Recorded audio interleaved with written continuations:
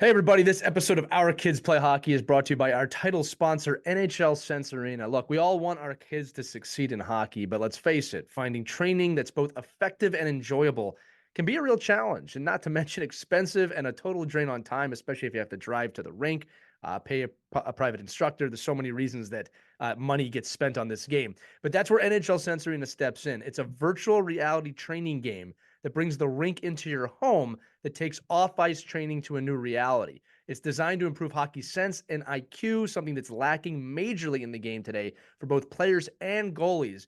And you get unlimited access to over 100 drills and training plans from top coaches and players that can be played anytime, anywhere, with drills approved by USA Hockey player and goalie development directors.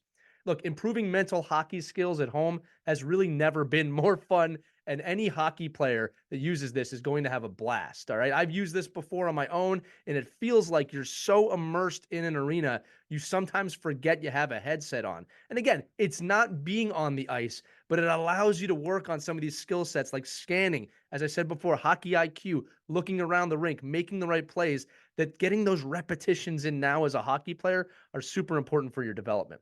So NHL Sense Arena is giving all the listeners an exclusive offer for $50 off an annual plan when you use our code Hockey Never Stops at checkout. Again, that's Hockey Never Stops. All you got to do is go to hockey.sensearena.com. Again, that's hockey.sensearena.com. Use the code Hockey Never Stops, and you'll save $50 on your annual plan of NHL Sense Arena. Make sure to check that out and enjoy this episode of Our Kids Play Hockey.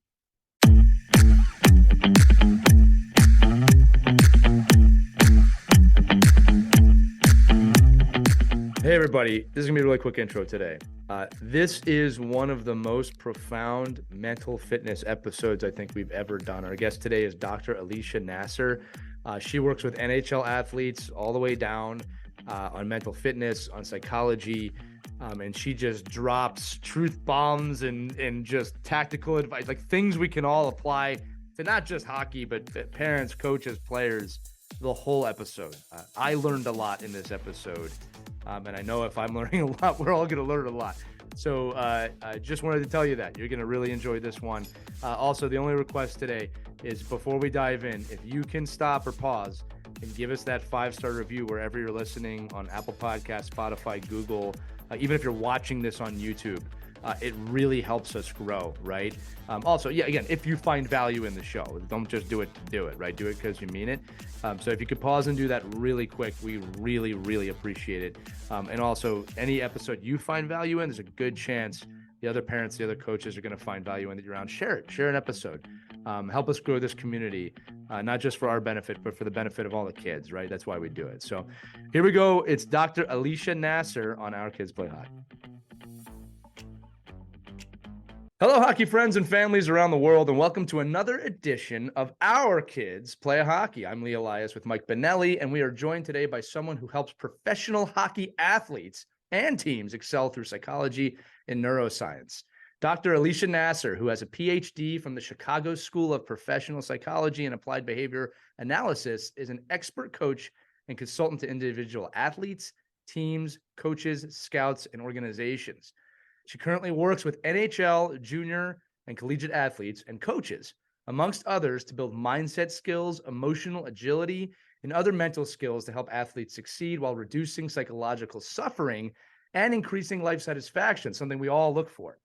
She shares her journey regularly on social media. You can follow her at Alicia.Naser, and is a trailblazer in the way athletes view mental fitness in sport. Needless to say, this is going to be a really impactful episode, diving into a topic we are very passionate about. Everyone wants to listen to this one. This is one you're going to want to share. Alicia, welcome to Our Kids Play Hockey. Thank you so much. Thank you for having me.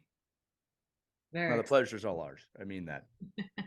So, Alicia, I really want to dive right into this one today because, as I said in the intro, you are an expert on a topic we're really passionate about. And, you know, a lot of hockey players get a lot of skill work. They get a lot of talk about talent. But I think Mike thinks, and I know you think, the mental side of the game is a massive piece of the puzzle. Yeah. So the first question I want to get into, a little juicy, but what are some of the common mental struggles you see among athletes that you work with, and how do you help them work through them? For sure. So there are two that no matter level, so juniors, amateur, pro, even some of the guys in the NHL that I work with, there's a common theme, and that is self-doubt Mm. and anxiety. And a little, those two kind of um, intertwine with one another. But the interesting thing to me is, and I think to everybody might find this interesting, is that you would think at a pro level, you're like, oh, self doubt, it's not a thing. But it is still strong and very much relevant and common at the pro level. And it starts, or it is prevalent very early on. Um, I don't know if the younger kiddos are so much aware of it, but they do become aware. There is a part, or there is a moment in developmentally where, even in the stages of development as a child, we become more aware socially of like the people around us and how they're judging us or what our value is based off of. And so that's where some of that comparison comes in, and then that self doubt often is a byproduct of comparison. So the two most common struggles I see is self-doubt, Mm. which then is like a ripple effect and has all these other repercussions, and then also an inability to manage what we call anxiety, which essentially is uncomfortable thoughts and emotions. But when you have an inability to manage those things, it then and this is definitely true when it comes like right before a game, right before they get on the ice, right before they're, some big event. Those two things are the biggest, because what happens is they work as a barrier and kind of inhibit an athlete's and player's ability to execute their skills the way they know how. So you're training, you're on ice execution, your off ice execution, all of these things, and then it comes time to execute, and it's right before a game, and then these things set in, and it makes it really difficult to do so. So those are two like domains that, of course, within them have subdomains, right? In the second part of your question was, how do I help them work through them? So, and I think what you might find, perhaps not, but we'll see, is that the way that I go about certain things with athletes I work with and players and individuals in general is not very conventional. So I would say, well, why do we have to work through them? Why can't we? What's the big deal if you have some self-doubt? Mm-hmm. Now you'd be like, well, Alicia, but self-doubt, you can't have a player, especially scouts. They'd be like, well, players can't self-doubt themselves. I'm like, well, don't you as a scout, like in your career, do you doubt your ability, like going from an amateur scout to head scout or whatever the case might be? So in terms of how do I help them work through it, it's not so much about why do we always have to work through it? Why can't we just sit in it and I know we hate it. I know it's not, we don't love the feeling of anxiety. We don't love the feeling of self-doubt. We don't love the feelings that it brings. But if we fight it or we try to get through it too quickly, we actually become, it's like it works against us. Whereas if we just become more familiar with that feeling, we see it as less of a threat, right? So I'm going to answer this part of this question. Let me know if you want me to stop and you have questions. What I wanted to say is you're making a huge metaphor here. Like, so first off, there is a stigma surrounding mental health, right? And the idea is band-aid, move on. And even like when I was crafting these questions, I have to be conscious to not say, how do we fix this problem? Because it's not a problem, right? It's something we all deal with. Human experience. Right. And that's part of the stigma that even I, like I said, when preparing a show, I have to say, this isn't a problem. You have to pick your words really wisely here. And then the other thing too, it's kind of like, I don't want to call them training wheels per se, but you need to know how to ride the bike, right? You can't keep the training wheels on forever. And I think that a lot of times it's like we need to help each other as humans understand that these emotions and these experiences are normal. And I wanted to say this too. We're talking about professional athletes right now. This is any professional in any field.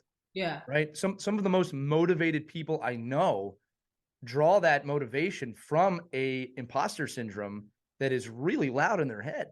Right. Yeah. And again, it can motivate you, but they have control over it.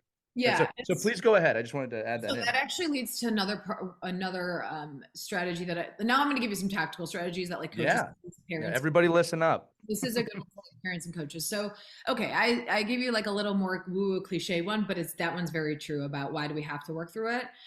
Because that's in acceptance and commitment therapy. And actually, I have this study right here. They ran a study with pro hockey players in the NHL with acceptance and commitment therapy, which essentially is about like what are our values and how do we willingly accept the uncomfortable experiences in life that way we can move towards our values. And they ran a couple studies with some hockey players and found that it was really effective. And that's kind of where I come from with the whole, why do we have to work through it? Why can't we just sit in it until it passes? Because it will pass. Right. Then if you want some tactical strategies, what I would say is this: when you have self-doubt as a player or anybody, the best thing that you can do as a coach, as a parent, as anybody on the coaching staff is show the player proof. They just need proof. So if you watch film and be like, hey, this thing that you're doubting yourself and saying you can't do, if you need to have some film in the locker room, like before a game, and watch them execute skills correctly or watch them excel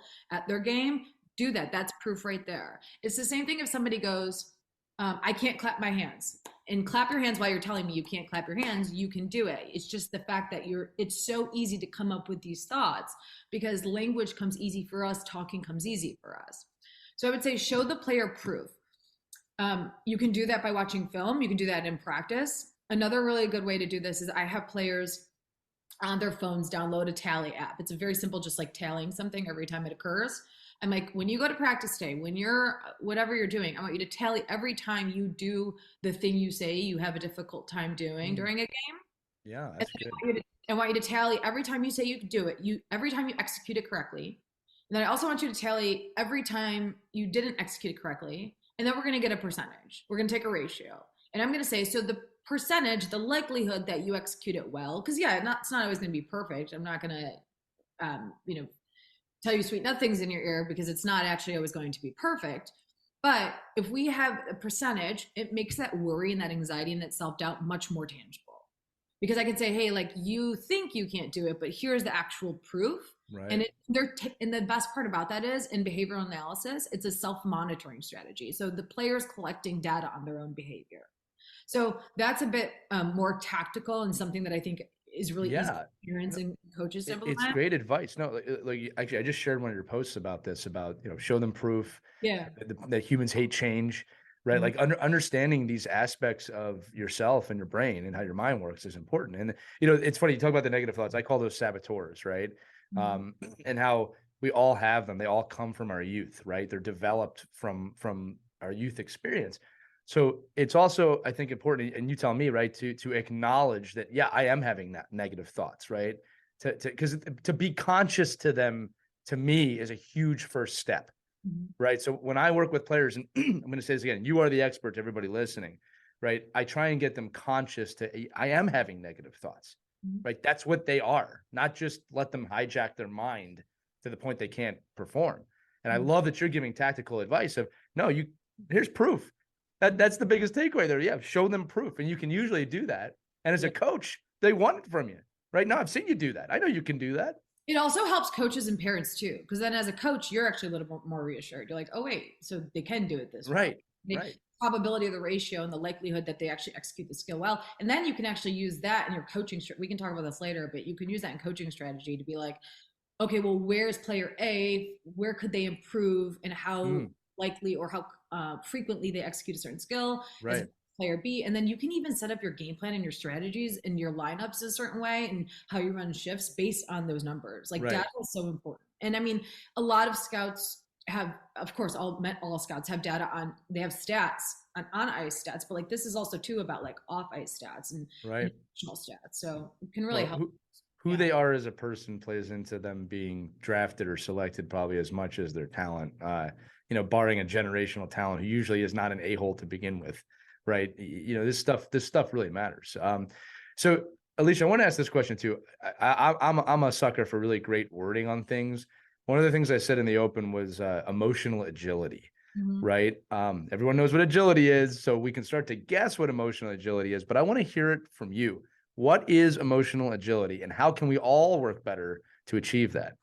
Yeah, it's essentially being faced with psychological injury and not breaking. So it's like being able to bend and not break. So why do athletes train agility work? They train like laterally, and their movements are different because it's to prevent injury. It's to prepare for the unexpected. It's to move your body in certain ways that are abnormal if you're not a player, but that on ice you may very well have to, and you likely will have, especially goalies, right? So there's no holes, and so you can block shots. So essentially it's about moving your mind and getting your mind used to uncomfortable positions. That's really what it is. Wow. And it's the ability to bend and not break. So, can you have an uncomfortable emotional experience? Can you experience anxiety before a game? A lot of players have panic attacks on the ice and don't even realize they're having a panic attack. And it's like, and then there's like second up. Mike, do you have something to say about that? You chuckled a bit. Because you see it, you see, like, I don't know. One of the things that I was drawn to your posts and a lot of stuff you talk about. Obviously, you're talking, you're speaking to major, junior, and pro athletes, but I think because of the way we are now, like an older coach like me, and a lot of generational coaches that don't understand that these kids are seeing and experiencing the same anxieties and the same doubts as pros do earlier and earlier and earlier, because they can see it. Like when I grew up, I didn't know even what the next hockey player in the next town did. Like I had no idea. Like I could not see that person failing or succeeding more than me. Like I was in my own bubble. Like, oh, I'm really good. And I didn't see that the next kid down the street was actually better than me because he didn't have an Instagram post. Oh, you know what? That's a very good point. I've thought about that in other ways, but I see what you're saying. So even just players are exposed to so much in terms of comparing themselves to other players because everything is out there on social media. Well, because I mean, and I think an 8-year-old and a 9-year-old is actually comparing himself to Connor McDavid, or because they see Connor McDavid doing things, and mom and dad are like, "Oh, can't you do that?" And then as coaches, we say, "Hey, we want you to do this." I'm like, "Well, you're not even ready skill wise to do it, but emotionally, you can't be in a place to fail this much." Like, because we don't.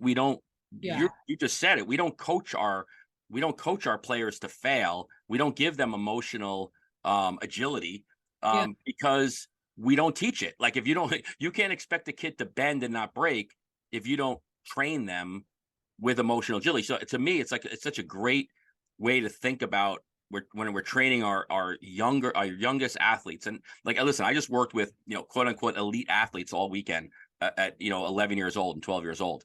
And matter of fact, recently on a podcast, we had Stefan Matteau on, who talked about his own upbringing of, never being confident, always being shy, always doubting himself. I mean, here's a guy that literally won a Stanley Cup, on his back. And he's like, every day I had doubts about what I could do. And until I was able to see those doubts and respond to them and then work with them and now learn how, I mean, imagine if he could have worked those out when he was 12 and 13, 14. And so I guess my question is, what are we looking for as coaches then with this emotional agility? Like, what can we do that we can quantify on the ice with our players? Like, we have our group of kids. Yeah. They're in the locker room. What are some strategies we can give them to build emotional agility that we can actually help with? I mean, I can imagine we could hurt it, right? Just like a coach that says, "Nope, there's no water today, and there's no time for stretching. Get out in the ice and go." Okay, well, then when a kid gets hurt, whose fault is that? It's our fault.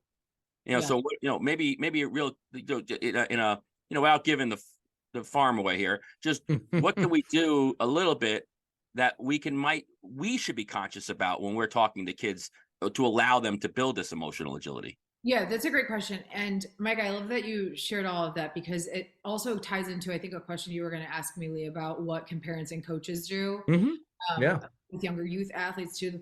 This is going to be an unpopular response probably, and it's not the sexy response. It's probably not the response people want to hear, but I'm just going to be straight up because this is every single piece of literature and research points to this. And it's, even if we didn't have research to show it, we all just know it.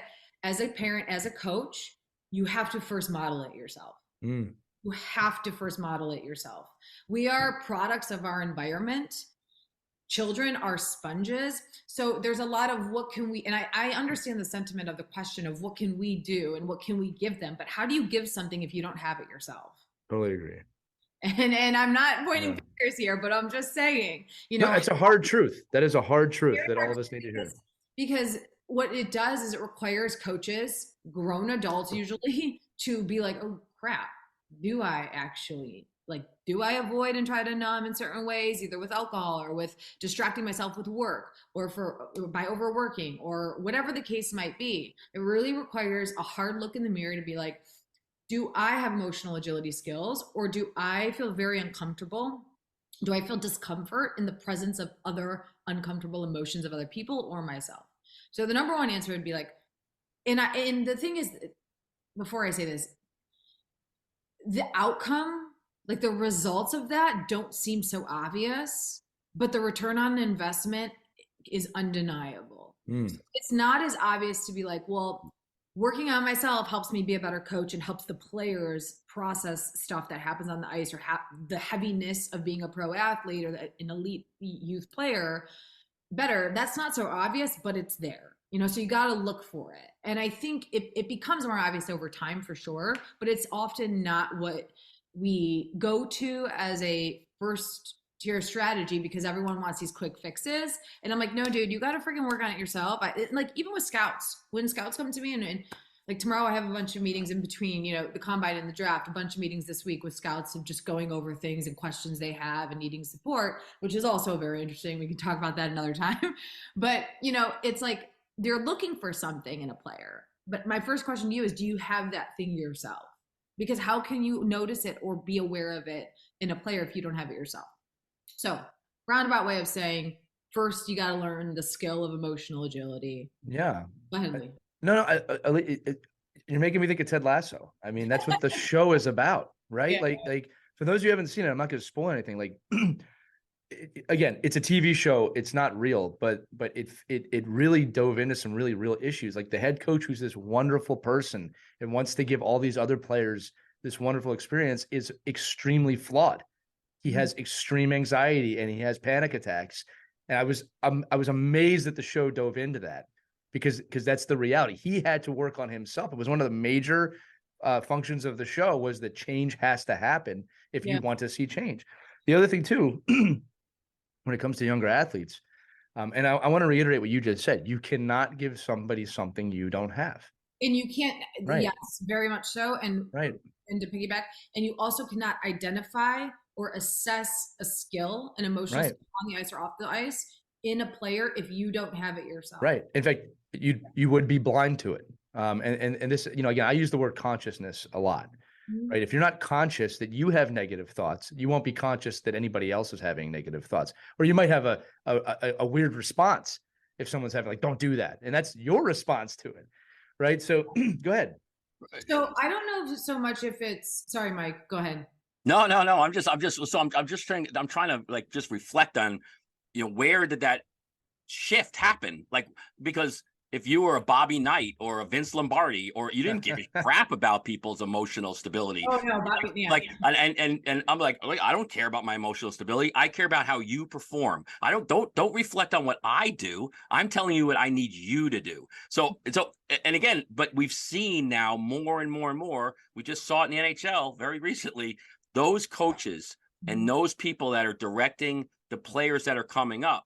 And I guess my counter to this would be like, well, the hell with these kids. Like, they've got to learn to be like, I'm the head coach. You listen to me, and this is how it's going to be.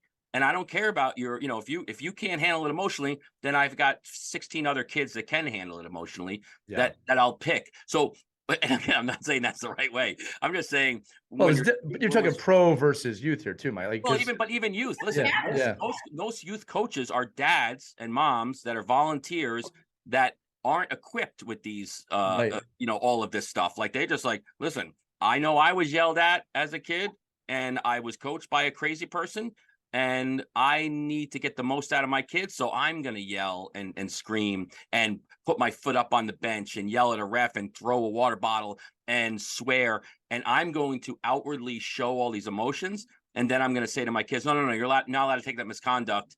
That is unacceptable. You can't do that. And like, the kid's like, Coach, you just got kicked out of like 3 games in a row. Like, so what I'm saying is that shift has happened. Yeah. Whether you like it or not, it is what it is. So what you're saying, Mike, I think you should reiterate that point, because I don't think a lot of coaches or parents realize that shift has happened. Right. And it's happened. It's not like, I wonder if this type of coach will work. No.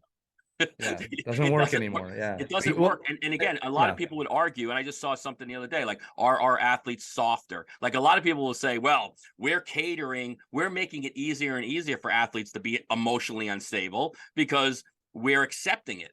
right? All But right, I want to throw this back to Alicia, and here's why. Because Alicia, you said something earlier that change is extremely hard, and I think that that's the wall that we're running up yeah, against here. Is that you have a lot of people with, I'd say, poor family patterns of mental abuse, but that's all they know. And the problem is, it's not a problem actually. The reality is, kids are more socially aware now than ever. So as leaders, we have to understand that and learn ourselves. But Alicia, you are the expert. This is your episode. yeah, I'm Mike and just I are bringing going to up get the a tangent questions. I here. mean, I'm just bringing up Yeah. not even a No, question. Mike. I've never really had a lot of questions. I'm more like venting. No, Anyway. yeah, Mike. No, it's important. It's not even about me and this is my episode. It's about like what you're saying is real. It helps me too because um, you're not wrong. I mean, you're right. And wait, I want to say something really quick. I just wrote down a little note. Please do. We said, are we making it easy for Mike had said, are we making it easy for kids to be more emotionally unstable because we're accepting it? About like the whole softness thing. That Right. word. Okay. So here's what I would say to that. I would say it's always been there. It's always been there. And it's also not soft. So there's a couple of things here. The emotions and we don't even need to call it instability. We're just going to call it emotional turbulence. Love it.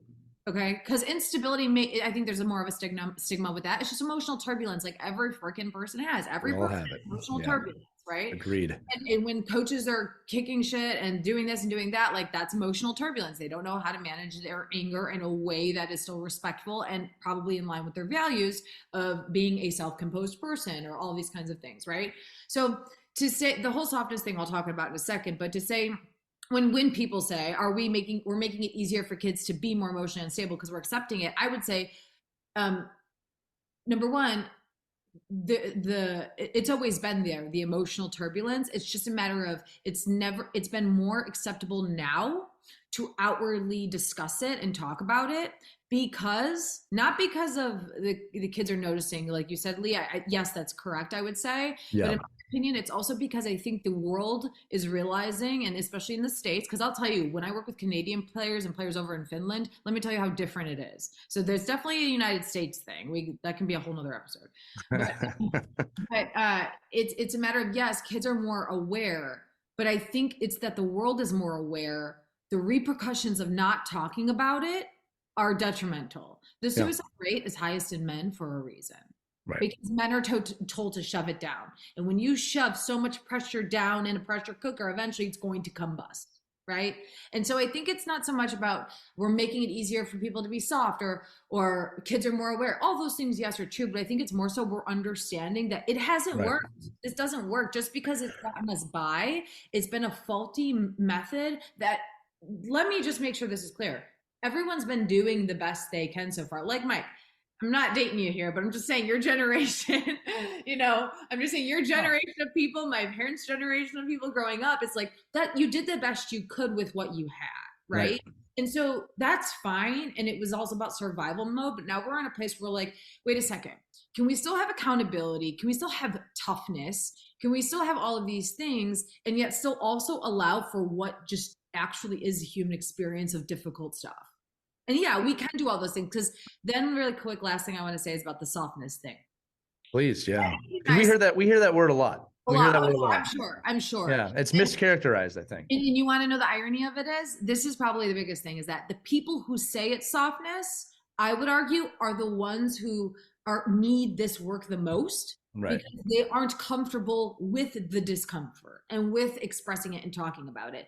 Because there is great strength in talking about how difficult it is to just be human, let alone a player, let alone a male athlete, let's say, let alone a male pro athlete with all of the weight. And the best example I think of is this. And some people might not agree with this. So just everybody relax. It's just an example. You don't have to agree with it. But if you have a woman come home, you have a couple and they're married, and a woman comes home and she says she got laid off.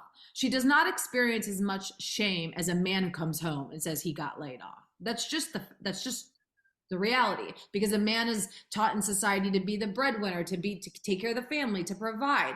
Men carry a heavy weight, right? And so I think that the softness piece is about, we can't show any of how hard that is. Now you take that and you take it to these young kids, these young athletes, right, who are playing, and then now Now they have a pressure of being human, but the pressure of performing Right. at crazy levels. The game's getting faster, skating is getting faster. It's outrageous. So I want to just make it very clear that I am not for babying and coddling. I was a gymnast. I had Russian and Bulgarian coaches who kicked my ass. Am I allowed to swear on this Yeah. podcast? Like, it was tough. Okay. And I also don't think you get anywhere by being coddled and by having your hand held all of the time. I agree wholeheartedly. I think you get somewhere and you can actually become a better athlete and optimize your coaching strategy and optimize your playing if you are held accountable and also given the ability, given the opportunity to sit with the discomfort of whatever comes up for you, because that's great strength and is the vulnerability piece. That is like insane strength. Go ahead, Mike. No, I'm just saying it's so funny. We should have had we're gonna have Caitlin do a mash of the 2 episodes we've just had, because if you talk to Stefan Matteau, who we just had on, literally about the way he treated his son and the way he treated his daughter, who both played professional hockey. They both ended up at the highest levels of their sport, and they were completely coached in 2 different ways and accepted by him in 2 different ways. Like, he accepted I'm like, if his daughter didn't make a team, I was like, it's okay, and we'll try again, and don't worry, there's other teams. If your son doesn't make a team, it's like, what,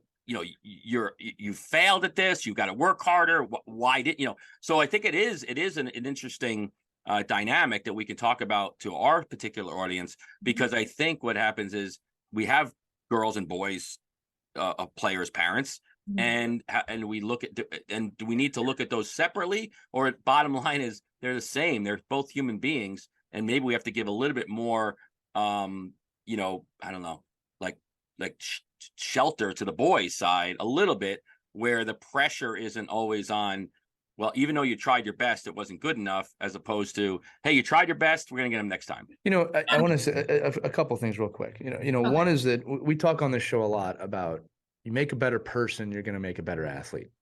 All right. If you focus on making someone a separate whole person and work on them, they will naturally become a better athlete.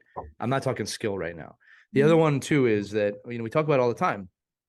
Everyone understands physical endurance. Everybody understands physical fitness. You go to the gym, what happens when you work out, what happens when you don't.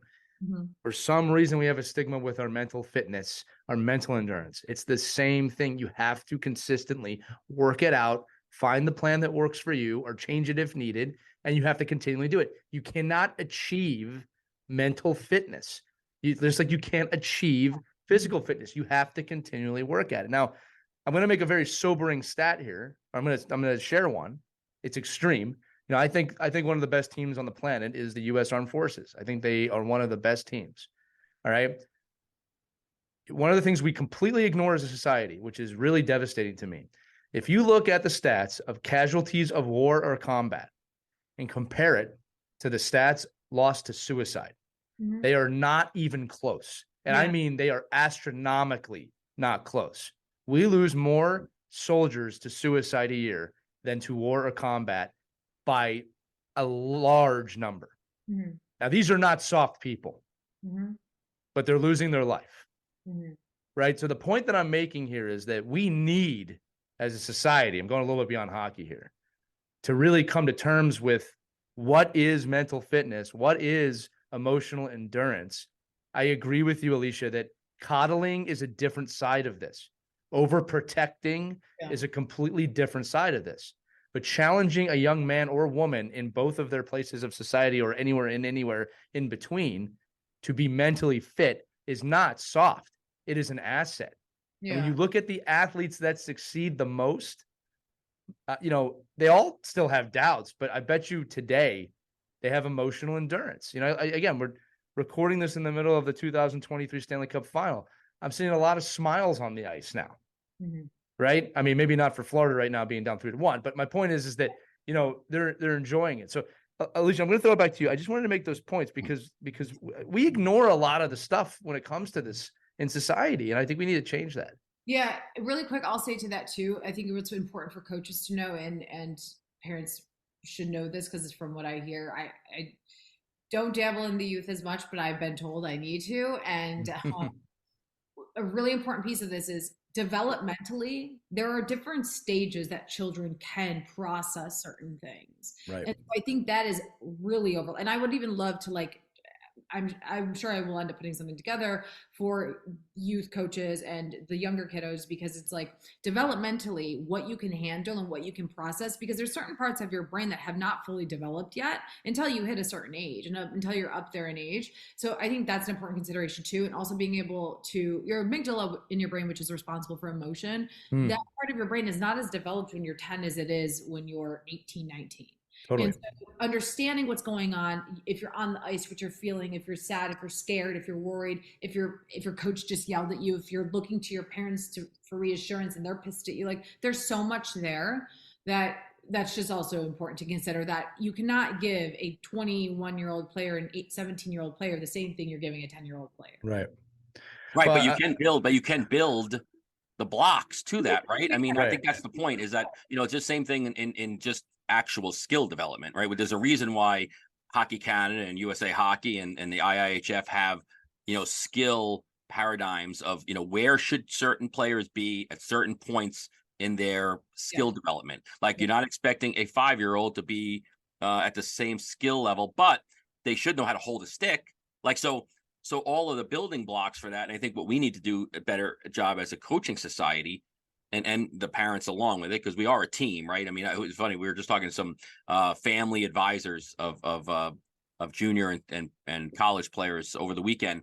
And, your family advisor when you're 8 is mom and dad, right? That your family is your family advisor. But so equipping your family advisor and with the tools and the building blocks first to say, hey, we know where we want to get when we're 18, but this is how you're going to build all these little things before Mike, that, so we can handle I got to jump in because this is what I do. And, Right. and Alicia, I'm gonna prove to you that you can do this, and I think you should, because I work with all age groups, obviously, but I do a lot of work with mite and squirt age kids, and not only do they understand the concepts of what we're talking about, they are better at it than adults because they're not adults, right? But it's how I approach it. I don't go and give a 20-minute lecture to an 8-year-old on mental fitness, right? But I do ask an 8-year-old, what does trust mean? What does accountability mean? Do you have thoughts in your head that are negative? And they love sharing. And then we run them through team building exercises. Excuse me. This can be taught now.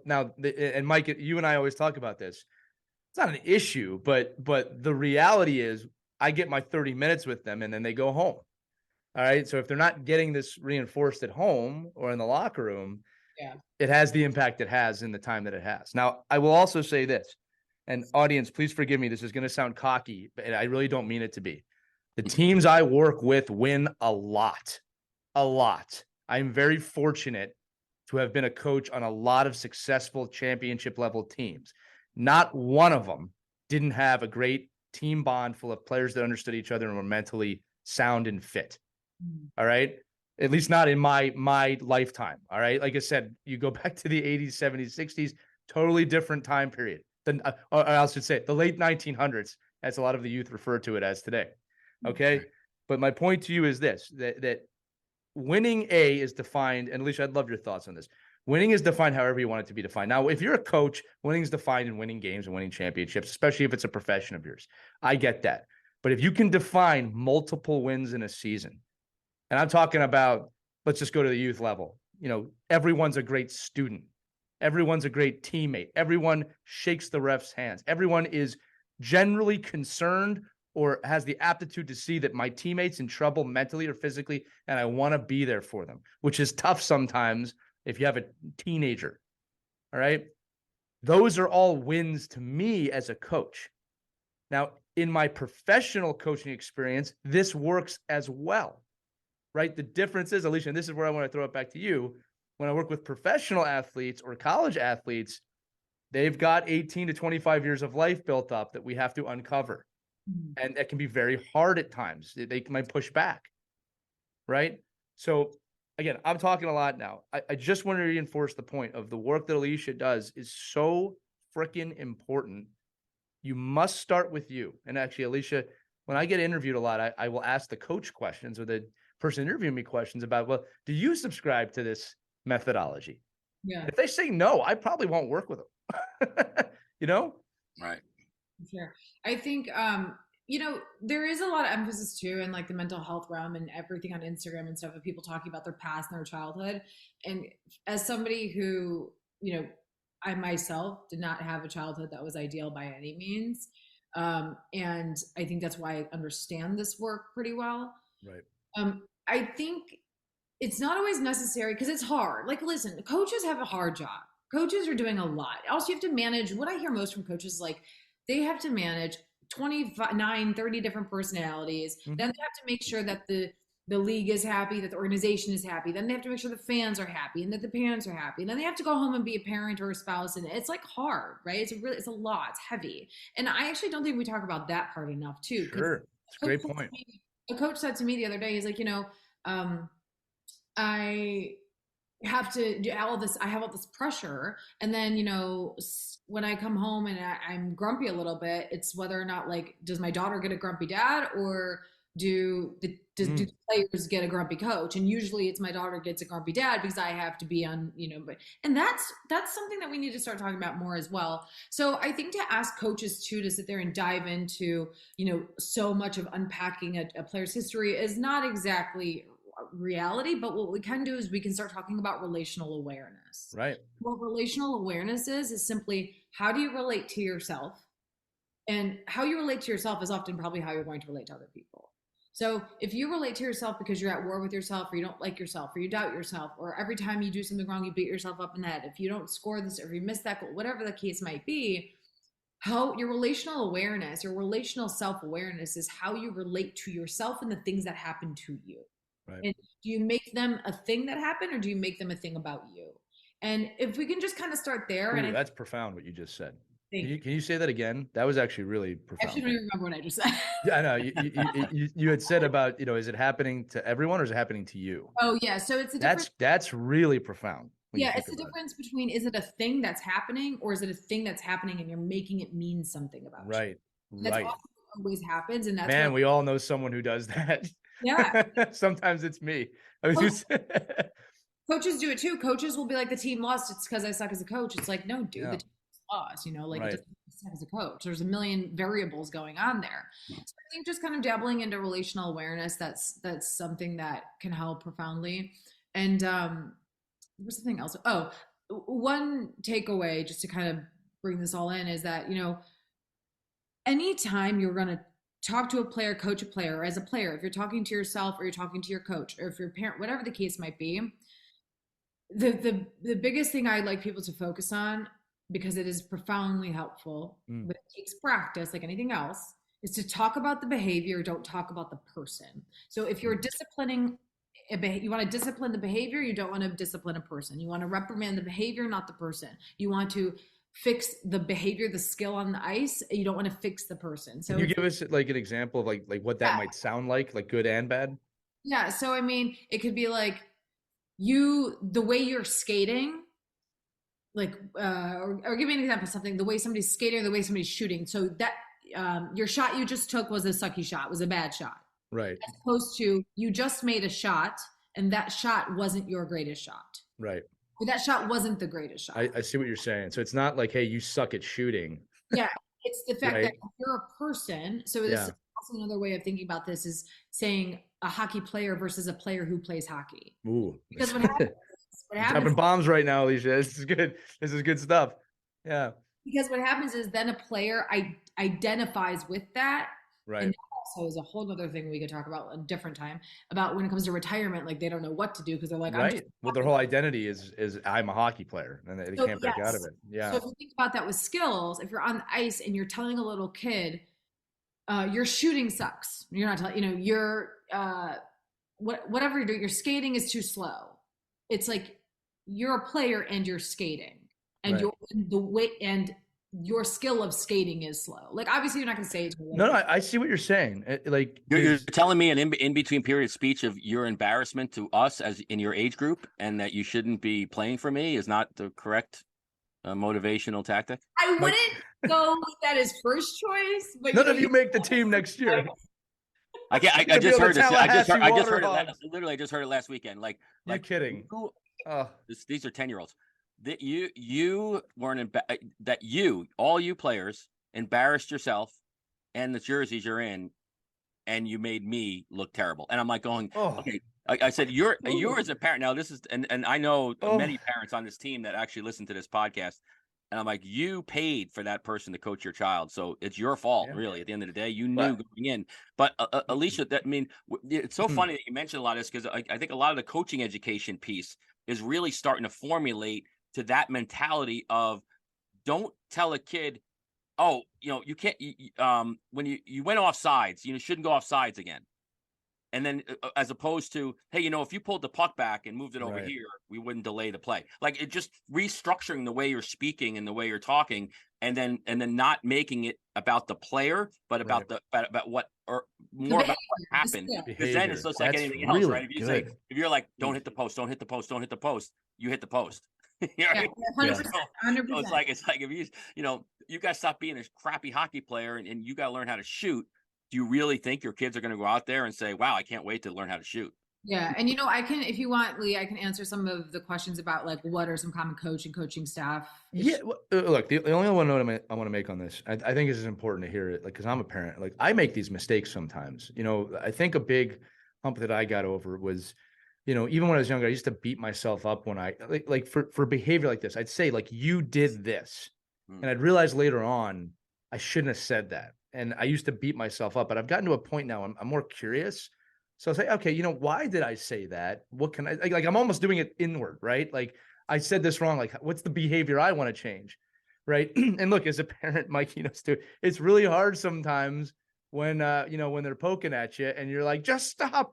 But, on the ice, you're making a great point, Alicia. I just wanted to kind of close the loop on this, is that when you say to a hockey player, your shot sucks or you're shooting bad, whatever you say, you're also kind of saying you are a hockey player. That's who you are. And you are not. But what you're saying is they are bad. So what it is, it kind of enhances and it exacerbates shame versus guilt. So shame is who I am is bad. Guilt is what I did was bad. Right. So here's the thing. Players do wrong things all of the time. The whole game is based on it. The whole game is based off of capitalizing on mistakes. Well, being a human is about doing the wrong things. Right. Learning. Right. But, so the difference between I am wrong versus what I did was wrong. Right. Totally different. So I'm wrong as a player versus the skill that I just executed was wrong are two totally different things. And I will tell you, the most successful players, like I'm obsessed with tennis, Roger Federer, he's messed up. He hasn't won all the time. It's like, he's a player who doesn't identify with his faults and his mistakes. So he doesn't tie his self-worth and his self-concept to that. He's independent of it. And actually, I think the greatest example of this with him is everyone says that he seems like such a well-rounded individual because he's very involved with his family. He's very involved with his kids and his wife and fashion. Like, he has other hobbies outside of tennis. And so it's like so then if he makes a mistake in tennis on the court, he doesn't identify with that mistake. Therefore, he doesn't think I am a mistake. And that's a lot of coaching, verbal behavior from coaching is the biggest behaviors that I see, or the most frequent behaviors I see that could use some redirection. It's too much talking with coaches, too much talking. The verbal behavior that is coming out of their mouth is verbal behavior that's aversive. So what that means is we know from science and research that humans respond better to reinforcement than they do punishment or aversiveness. So if you have all these, wait, say that again too. Like, that's a powerful statement you just said. Humans respond better and they will play better if they contact reinforcement more than they do punishment. And that's proven, what you're saying right now. It's proven. So actually, I mean, that's amazing when you think about it. You know what I mean? Like, how much that happens opposite. Sorry, Alicia, you get me excited. No, it's okay. But a big piece of that is coaches don't realize that their verbal behavior can be aversive and punishing. I'll even just give you like a tactical example of this. There was a study done a couple of years ago out in Arizona, and this was with some NHL players, that they actually found that players, they shaped up the behavior of shooting a certain way, but they had players shoot and their shot hit the pole of the goalpost first before actually just making it into the net. Excuse my lack of terminology. But what they found was it was actually more reinforcing for those shots to hit the pole first and then go into the net, because what happens is a player contacts reinforcement sooner because it makes contact with the pole, therefore you know it's going to go into the net, kind of a thing, if it hits it a certain way. Right. Well, the same thing is true for verbal behavior. So most coaches will point out, and most humans do this all the time, we point out what's aversive or what's wrong first. But if you actually don't talk about what's wrong and you just talk about, if you go, hey, yeah, Zach, that was great, or yeah, shoot that way, that was awesome, what you just did there, do that again, and instead you don't as frequently talk about the quote unquote inaccurate skills they're executing, your player, no doubt, I could say this for certain, I'll put my 12-year doctorate on it, will likely increase their skills and their stats and play better. So reinforcement over punishment. Reinforcement. I apologize. I wasn't trying to interrupt you. Simon Sinek gave that great example of, don't tell your kid not to eat at the living room. Tell your kid, hey, eat at the kitchen table. That's there you go. Right. Like, and I am super guilty of that as a dad. I do that. I'm constantly trying to work on it, but it's like you said, you're reinforcing the right behavior over like the wrong behavior.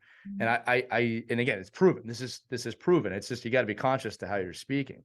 And again, look, I just love this little section we're talking about here. I think it's really profound. And I think it's something that a lot of coaches and parents, we all need to work on it. Like, none of us are perfect, especially when you haven't slept in 6 days and, you got a lot going on in work. And like, you gave all the coaching examples, like, I've been in that position, Alicia, where it's like, I'm going to be a good dad or a good coach today, and I can't do both. And it's tough. Yeah. It's tough. You know what I mean? So, all right, I know we want to keep this going. So, before we get to the advice, this is a question I know the audience is going to love, because at the end of the day, we still want our kids to succeed, all of us, right? Mm-hmm. Skill is a major qualifier for hockey players. There's no doubt about it. You're not going to get to the next level if you don't have adequate skills, right? But it is just one piece of the puzzle. I know, as you've said on the show, you do work with scouts to help them understand behavior on and off the ice. So what I want you to tell our audience is, can you dive into what aspects you're helping them look for? And, action items. What can players do? What can parents do listening to help players improve their mental abilities? For sure. So scouts will tell me often, we're really, first of all, they'll say, well, for drafting a kid at 16, 17, or whatever the age might be, what do we need to look for to know he's got his head on straight, quote unquote? And what do we also need to look for? How do we know that, or how can we predict that 4 or 5 years out, he'll still be that way? Right. Well, easy, right? Easy. Well, yeah. For me, that's what I've studied, is being able to predict and control behavior. But right. I love it. But still at the same time, even on my end, you never know what variables somebody's going to come up against, but you can look for certain patterns of behavior. So you can look for data that will likely predict how a player will perform emotionally, mentally, however you want to phrase it, later on in life, despite coming up against difficult setbacks or difficult situations, or even positive ones. You don't want their head to get too big. That's right. another thing. They even killed no matter what, right? Yeah. So the biggest thing is when scouts will say, we'll say things like, and this is nothing nobody's ever heard before, or this is something everybody's heard before. Grit, toughness, resilience, mental resilience, integrity, all of these things. Well, then when I ask for examples of, well, what does that look like to you? Like, what is that? Essentially, it all comes down to certain patterns of behavior. Integrity is doing what you say you're going to do. So if you say you're going to show up to the locker room at a certain time, if you say you're going to be at practice at a certain time, I want you to collect data, tally the frequency of every time that player shows up when they say they're going to show up at a certain time. Are they early? Are they late? Whatever the case might be. So it really comes down to breaking these skills, or these things, traits and qualities that a scout says they're looking for, into behavior, because that's what everything is, right? So the biggest things, though, is what I kind of advise them is to ask some different questions and to look for something a little bit different that will actually encompass all of those things that they say they're looking for. 2 of those things are psychological flexibility and their self-concept, or 3 of those things and relational awareness. What is psychological flexibility? Yeah, we'll talk about this. So self-concept. Yeah, sorry, I'm so curious. I apologize. So just to recap, there's 3 things: self-concept, psychological flexibility, and relational awareness. So if I can assess and we identify a player's relational awareness, that encompasses what we talked about before. How does a player relate to themselves when they are doing well and when they're not doing as well as they'd like to be? And that will inform how they relate to other people. So how good of a leader are they going to be then with their other teammates? How are they going to interact with coach? How are they going to interact with opponents? How are they going to interact with other, like with scouts and their agent? All of that is a lot to handle. So relational awareness will help to inform that. And that's something I'll start talking about more on my Instagram because it's a little bit much to get into right now. Psychological flexibility. If you think about the opposite of psychological flexibility is psychological rigidity. So when a player, before they're about to get on the ice, and this is what every pro player tells me, is like they start to get like anxious, they're amped up, and they have these breathing routines they go through, and there's all these things happening. Well, the rigidity piece is not being able to execute skills or engage in behaviors that align with your values because of barriers up here.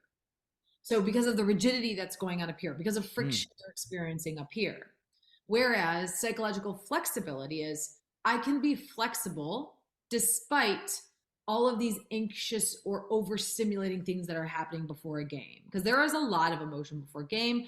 Or if a player messes up, this is very common. If I don't even want to say a player messes up, but if there's some change in the shift in the lineup last minute and they were expecting to be in the first, that is like the big, I'm going to do a whole post on that, a whole thing on that, because that is like so anxiety provoking for players. And a huge piece of that, sorry, I'm going to go off on a little tangent for a second. Go for it. Yeah. Coaches need to tell players why. If you're pissed at a player because they're not, you need to go manage that pissiness on your own, your anger and your bitterness or whatever on your own. And even if you are pissed at them or you're upset, you're allowed to be as a coach. You can be upset, but you cannot withhold information that's going to help the player grow. It's going to help them be the best player and play to their potential.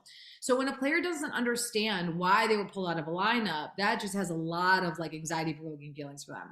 So psychological flexibility is essentially if you're pulled out of the lineup, being able to still execute your skills and play to the best of your ability because you are flexible when you're met with difficult stuff, for lack of better words. And then self-concept is, as it sounds, it's how they define themselves. Because how you define yourself should remain steadfast and consistent despite how you play. Right. That has more detailed parts. It's not that's just kind of an overview. Well, we'll look for your post with that, as you said. But the one thing I was saying is that, or I was just writing on some notes here. I agree with what you're saying about the coaches needing to, or they should explain what's happening to a player. Now, what was that?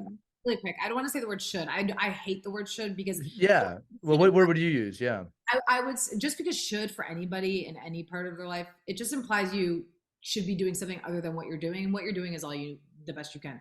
I would just say it would really benefit teams and coaches if they told players. I like that better than what I said. Well, I was going to say, I'll take your cue.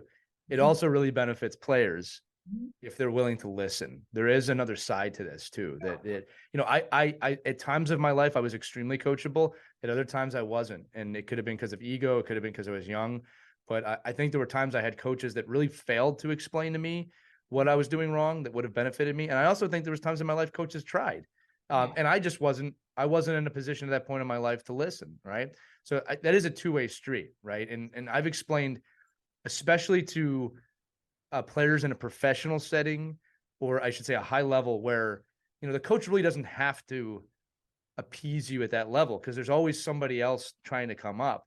Right. And I explain to players, is your coach being hard but direct? Are they giving you the respect of telling you why you've been benched? Because if a coach does that, that's extremely valuable. And I think players can underestimate that at times. Of if the coach tells you why and gives you action items to improve on that, even if the action item is, hey, you need more reps at the lower level, right?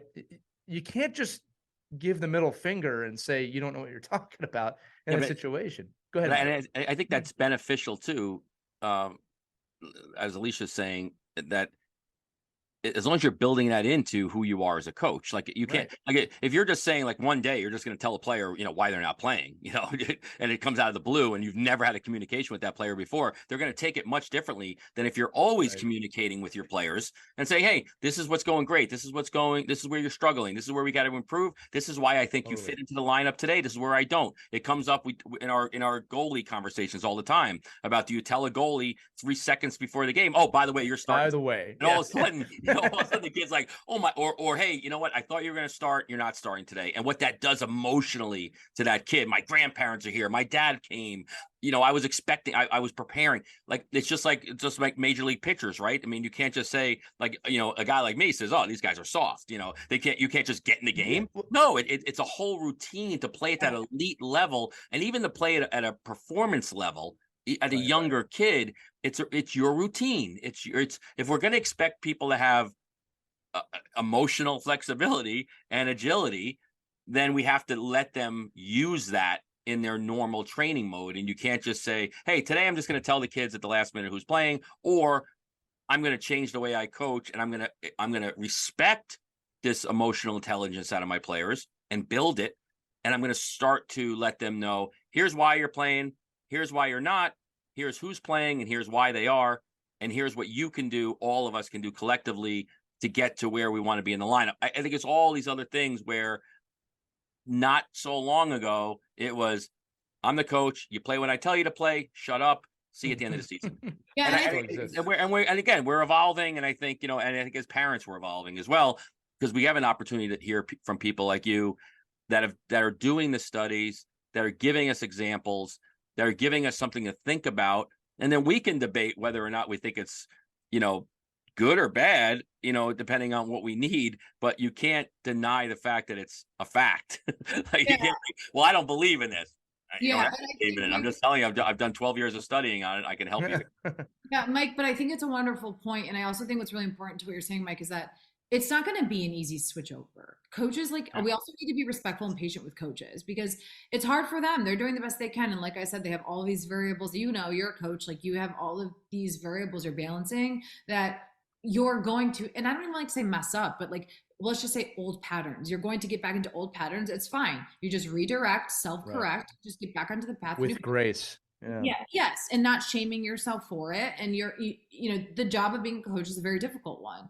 And so I think that just recognizing that, asking for support where you need it, leaning on the support that you have, and just knowing it's not going to be easy, because you're right. It's a shift, and it's weird shift. Like the older generation is like, what's happening? What I have to say sorry. I want to use an example, Mike. The late Pat Quinn is a great example of a coach who did this. So, Alicia, I don't know if you remember Pat Quinn, but he coached in the NHL for many years, and he made a decision. I think he was fired or let go by an NHL team, and he made a conscious decision to go coach World Juniors on purpose, because he said, I'm not in touch with the youth anymore. I need to learn how to do that. Mm-hmm. Right. So this is a guy who was making himself, he was a strict coach. And this is a guy who coached in the 80s and the 90s, and he's from that old school era. Ex-cop or something, right? Or that was Pat Burns. Yeah, he was same guy, same type of people. He was intense, all right? And he coached a lot of successful teams, but he made himself vulnerable there. And nobody told this story, which I think is a shame. But he went down and he coached the World Juniors, and he got to understand these kids a bit more, and then he went back. So I just think that's a phenomenal example of someone who was stuck in his patterns. What was that? Self-correcting. Right. And again, this is at the NHL level, right? Now, again, he passed in 2014, so I don't think he even had a chance to use this probably as long as he intended, right? But I've always said this as a coach, all right? If you ever feel as a coach you've got it, that's not good, right? Like I'm always striving to be better at being a coach, just like I did when I was an athlete. Right? Like I want to constantly evolve. No two teams you coach are ever going to be the same. You could have the same players on a team every year, every season. It's not the same team because life is happening. And like you're saying, you have to self-correct. You have to do these things, right? And I just wanted to make this point again. Look, parents, coaches, and players listening, do not underestimate a coach that is willing to explain clearly to you why the decision's being made or how you can improve. Like Mike, I'm working with a coach right now, Mike, he's a very strict and intense coach, right? But I am so impressed and I respect heavily. he always will go up to a player, no matter how intense the situation is. It might be after the game, and say, this is why this happened. This is why I sat you. This is how you can improve upon it. There's so much value in that. And I think that goes kind of under the bridge sometimes of, well, you were mean to me. Right. Yeah. And it's like, well, hey, whoa. Well, and the other players see that and they respect that, because then Totally. they're learning. They're saying, Right. "Wow, this guy really actually cares that I care." Like that, and that's what we want. We want players It's that are respect over passionate. likability too, Mike. I want to say that too. Right. No, Right. it's awesome. I mean, like I said, I think it's like, to me, in the youth hockey world, like that I'm in mostly, it's more about what can the parent and the player do to help themselves, rather than what can this volunteer dad or mom that only sees them for, an hour and a half every week. They have less of an impact, right, Alicia, than like if I, like with the players that I work with, I'm sharing your posts all the time because it's my inside window of like, help yourself, find strategies that you can use, because you can't control at the pro level. And if you're going pro or you're going to play in college, you can choose where you go to college. You could choose, like, you're part of the process at major levels, right? And it is a job. I mean, the bottom line is you're it's a job. At the youth level, it's like, well, I don't have time to find out what the psychological impact of my coach is. Like, I'm just happy the guy shows up. Like, I mean, and so really the strategies, I think, for me, what I'd love to get out of this last little piece here is, what can we do as parents to advocate for our kids, and what are the strategies we can give our kids that maybe fit into what you do, but understanding that it's the only thing we can control is our children going to the rink and coming from the rink. I really can't control what the coach is doing to my kid, because they're not equipped, they're not educated for this. Yeah. And frankly, they're not paid for it, right? They're just like, oh, listen, roll the lines and you deal with your emotional flexibility on your own. So I guess if I'm listening to this today, I want to be able, like, what's a takeaway I can use, that I can sit in the car with my kid and say, hey, this is the strategy we're going to use because this is what's happening to you. Okay, and we're talking youth, right? Yeah, this is youth. This is not kids that are, away on with families. They're not billeting. They're not. Let's just say in a 14 room. down for now. Perfect. Okay, perfect. What you can do is, essentially, it's like they get in the car. How was practice today? They like kind of start telling, oh, it's fine, whatever. Or you're at practice, which most parents are, and they because they're kind of intense, but it's okay. Right. Videotaping. Yeah. They all have that app you were talking about, that clicker app from before you were talking about. Yeah. You're tailing the wrong behavior. Right. So it's like, okay, how was practice day? Or they're like, hey, so I saw coach so-and-so kind of yelled at you today when you're on the ice because of X, Y, or Z, right? And then your kid's like, yeah. As a parent, you go, that must have really sucked. That probably didn't feel good, And then what you do is you tell them a time where the same thing happened to you. You go, one time when I was younger, or even just you say, the other day when I was at work, my friend that I work with that I told you about, so-and-so, like, I'm just giving you hypotheticals here. They said something to me that I didn't really like and made me feel really bad about myself. And because what happens is instantly your kid goes like this, and they're sitting in the chair, or they're sitting in the car, and they're huddled up and they're like this, like feeling bad about this. Instantly they go, really? Like, I'm not alone in feeling what I'm feeling? And that not aloneness, the not being in isolation, is the most profound feeling that a kid can feel. Because now what you just did is you opened up the door to, they feel so much better about themselves because they don't think something is wrong with them, because they know that other people have felt what they're feeling. And remind you, this has nothing to do, it has everything but nothing at the same time to do with the coach's behavior, because we can't control the coach, like you said. We can only control how we process it and how we respond to it, right? So it opens up the door for the kid to feel really good about themselves in spite of coach's behavior, because they know they're not alone. And then number two, it opens up the door for them to come to you now and talk to you when it happens again, because it's going to for sure happen again, And so it's like, and I mean, if these are younger kiddos, we're talking when they get into high school, when they're in middle school, when they're dating, when like you don't want them, if you don't want your kid doing drugs, they're going to come talk to you about so-and-so had drugs at school or something, whatever the case might be, right? It doesn't matter. This is going to translate into every area of life, not just hockey. If you can just relate to your child, there's a time to be, listen, I tell parents, listen, you're a parent, you're not their friend, but you can still be relatable and be a parent. And relatability is what helps us talk about things more and opens up the doors. So they come in the car, you ask them how practice was, or you're at practice, you see how it was. Your kid is not always going to have the verbal behavior, the language to talk about what it. So sometimes you're going to have to give it to them. So that's another thing. Say, did it feel like this? Did it feel like the time when your grandmother did this, or when your aunt did that? Or did it feel like the time when dad and I yelled at you the other day when you will, or did it feel like this? And you give them words and you try to help them. Because I think we also forget kids don't know. They're trying to figure it out and they're learning from us, right? So what you can do as a parent, to answer your question, Mike, I hope that answered it, is number one, relate to them, label it for them, and then give them a time in which it also happened to you and give them examples. Does that answer? Yeah, no, I mean, like I said, That- and you made a great point that you can't control. I can't control how that coach is going to, what that coach is doing. I can only help manage all those things that happen. Now, at the end of the year, I can start controlling those things, and I can say, hey, we're not really happy with this coach, and we don't like the program, and we can shop around. And we've had these tons of episodes on finding the right program. But in the season, I'm in the middle of December, I'm in January, this is happening. The coach has yelled at my kid again. I can only give my player the education and the resources to help that player. You can, you can only give them the tools to manage it in a way where they don't make it mean something about them. So in a way where they don't take coach's behavior and make it mean something about them as a player. They don't take coach's behavior and they don't feel responsible. Wow. Alicia, this is like incredibly impactful stuff. Like I'm sitting here like you got to watch. I'm sitting here like, wow. Yeah, these are one of those. Okay, Yeah. let's schedule part 2 because yeah, I I think was it's like just I think thinking, it's we'll have to have you back on. Yeah, things start coming up that like you go, oh wow, you know what? Yeah.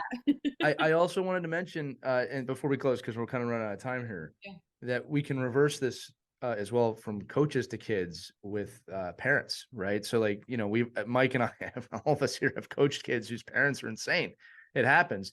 I think it's important to note too that a coach can be relatable to a kid. I mean, look, there are lines you cannot cross. You're not you are not a kid's parent if you're his coach or her coach, but you can relate to them and say, I know when I played, I had a coach or a parent that really was like this, and it really made me feel this way. And I always like to add this, and Alicia, I want you to have the final word here too. Yeah. If you're the head coach, or it doesn't matter, this is where you can utilize your staff as well. If that's not your style or you're not comfortable, you can delegate that to other coaches on the team as well. I think it's extremely important, especially as you get up to higher levels. I know we're talking about youth, that you identify a coach that can relate to your players if you're not comfortable doing that. And hopefully if you're not comfortable, you figure it out. But I'd love your thoughts on that from a coaching side of the conversation. Yeah, from a coaching side, it's often a need, I say a simple need, but it's not that simple, to get comfortable being uncomfortable. So get comfortable being uncomfortable when the kids are uncomfortable. Get comfortable with their uncomfortable emotions. So do you know how oftentimes, I don't know if this is familiar to either of you, but if somebody comes and tells you something that happened or something that's wrong, immediately we start to give solutions and we try to fix it. We're like, well, why don't you try this? Why don't you do this? Why don't you do? And it's like, sometimes people just don't want to hear that. They just want you to listen. You like to listen. Yeah. Oftentimes, I have a real problem with that. Yeah. Well, I always want to give advice. Yeah. Well, oftentimes that needing to give advice or fix things is because we can't just sit in other people's uncomfortable emotions. That's a great point. Wow. So it's not always necessary to give advice or try to fix anything. There's nothing to be fixed. It's just about to sit with it. And that can be it's really difficult to ask. I was going to say, coach is Mike's age, but I just want to say. Hey, Mike is 27 years old. I don't know what you're talking about. Come on now. All right. Hey, so I think, just getting comfortable with uncomfortable emotions of others, especially and not always needing to fix it. Just let them, you just got to let them have it because it's part of being a kid too, That is literally the perfect bookend, because that was the first thing we talked about in this episode too. But Alicia, I'm going to tell you this, I learned a lot today, and I love that, because we were hoping for that. Obviously we knew that was going to happen, but I always say as the host, if I'm learning a lot, that means the audience is learning a lot. You know what I mean? So I agree with Mike. We're going to need to do a part 2 in the future, because that was profound. The things you're saying are truths. right? They're not so much just opinions, right? And these are all based in science. And I reiterate, she has a doctorate in this, my friends. Yeah, This is not. it's to say it's, of course I don't know everything, but when it comes to child development and how we interact with others and the way we're affected by things in developmental age children and what we can handle, definitely like this is my Yeah. wheelhouse for sure. So it was a pleasure. Thank you. You guys are fun to talk to, that's for sure. No, thank you so much. Mike, any parting words before I close this out? No, I mean, obviously, I'm gonna have to change my bio, my age, but I think it's but no, like I said, I think these are the kind of episodes, like I said, this is our opportunity to kind of dive into a lot of these strategies and opportunities we can have with our kids, and having I would just say follow your your Instagram posts are great, the stuff that you do just off the cuff, I think is even better because I think it's just true, like a conversation. And I think the people you're working with, obviously, no matter what kind of education you have and what kind of like how much reading you've done and studying, you're living it every day. And I think it just gives us an opportunity to say, oh, wow, here's some great experiences that Alicia's having with her current, elite athletes. And we can all look at our 10 and 11 years and 12-year-old kids and say, oh, okay, well, that I get me. I'm not that far behind, or I'm actually doing the right thing, or wow, I could change the way I'm looking at this and again, and it is because of generational gaps in this is just not the way I was coached. Like I don't remember a coach ever having a conversation with me, up until a certain time. When I played in college and other levels, those coaches became more and more attuned, but maybe they were there because they were so good at it, but my Bantam coach could care less about, what I did after I left the rink. And I think, or cared if I was happy or not. Yeah. So I think it's great. No, it's awesome. And like I said, we really appreciate you being on. We know it's a challenge to get you out here. So I think it's, great for our audience and great for, and hopefully really great for our kids. Thank you. I care deeply about the development of children because I myself didn't have the best, and I know how profoundly impactful it is. And so I think anybody who's responsible for the emotional well-being and the well-being in general of a child, like any way I can help them, that's what I'm here to do. And I think I'll just say this is my last takeaway, coaches, parents, whomever is listening, like you're doing the best you can. I think it's really important to keep that in mind. You won't always be perfect. Nobody ever is. You're doing the best you can. And that's all anybody can ask for. And if you ever do find yourself slipping up as a parent and as a coach to your child, the best thing you can do is just acknowledge that. And that's, yeah. Awesome. That's great. So audience, this is what I want you to do. I want you to pause this, go to Instagram, follow her. It's I'm going to spell it for you. ALICIA.NASER. Alicia Naser. Go follow her. Then come back here and give us a 5-star review if you like what you've been listening to. Seriously, if you find any value in these podcasts, which so many of you email us and tell us, we want to help make it grow. Obviously, the 5-star reviews help. Share this episode. This has been a great episode. Put it in your team Snap, your game beats, whatever you use to communicate with your team, Facebook. Share these episodes because we're trying to spread the good word. And Alicia, I'll tell you, Dr. Naser, I should say, you have been fantastic today. This was a great episode. I learned a lot today. We will have you back on. This is something I already know we're going to get emails like, you need to bring her back on. She knows what she's talking about. Yeah, thanks for being here today. Thanks, you guys. All right, that's going to do it for this edition of Our Kids Play Hockey. Remember, all the episodes available on whatever podcast platform you're listening and ourkidsplayhockey.com. Everybody have a wonderful day, wonderful weekend. Wherever you're at, make it wonderful. We'll see you next time on Our Kids Play Hockey. We hope you enjoyed this edition of Our Kids Play Hockey. Make sure to like and subscribe right now if you found value wherever you're listening, whether it's a podcast network, a social media network, or our website, ourkidsplayhockey.com. Also, make sure to check out our children's book, When Hockey Stops, at whenhockeystops.com. It's a book that helps children deal with adversity in the game and in life. We're very proud of it. But thanks so much for listening to this edition of Our Kids Play Hockey, and we'll see you on the next episode.